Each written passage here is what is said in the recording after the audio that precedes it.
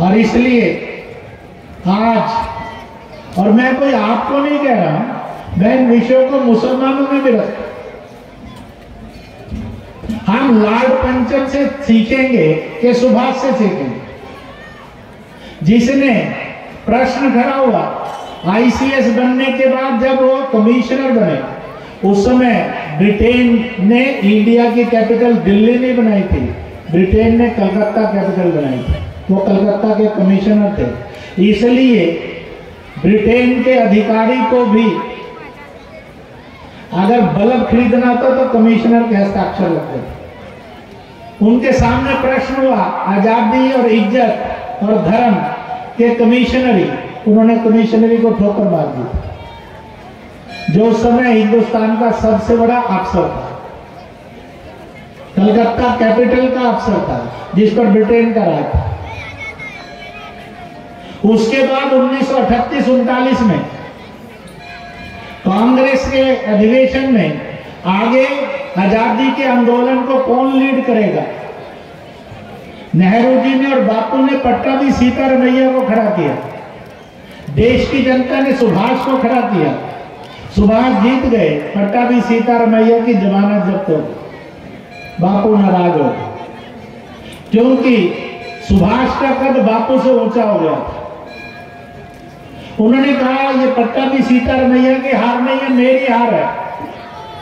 सुभाष दुखी हुए, उन्होंने कांग्रेस आजादी के आंदोलन की लीडरशिप छोड़ी। अंग्रेजों ने और कांग्रेस के लोगों ने मिलकर सुभाष को खत्म करने का प्लान बनाया, बंदी बनाया। वो जेल छोड़कर घर में कैदी किए गए, घर से वो निकल गए, वो दुनिया भर में गए। आजाद हिंद सरकार आजाद हिंद फौज बनाकर 1943 में आजाद हिंदुस्तान की घोषणा करके पोर्ट ब्लेयर में तिरंगा लहराकर उन्होंने आजाद हिंदुस्तान की घोषणा कर दी। इन सब बेईमानों ने मिलकर 18 अगस्त 1945 को सुभाष को मरवा दिया, घोषित कर दिया सुभाष मर गए। पर सवाल खड़ा होता है, जब विभाजन की तारीख लिखी गई तो उसमें एक लाइन डाली गई, सुभाष जिंदा होंगे या मरे होंगे हम ब्रिटिश हुकूमत को दे देंगे। जब ब्रिटिश हुकूमत ने 1945 में घोषित कर दिया था सुभाष मर गए, फिर ये लाइन क्यों डाली? इसका अंदर कि सुभाष मरे नहीं थे, कहीं बंदी बनाकर हम डाल दिए।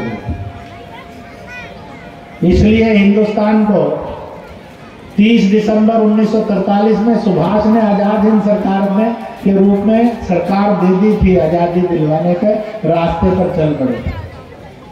15 अगस्त 1947 को आजादी हमें नहीं मिली, 14 अगस्त 1947 को भारत का विभाजन हुआ।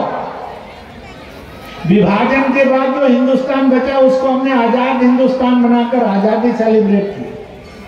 अगर बापू नेहरू को और जिन्ना को नहीं चुनते, वो सुभाष को, पटेल को, अंबेडकर को और महर्षि अरविंद को चुन लेते तो भारत का विभाजन नहीं होता।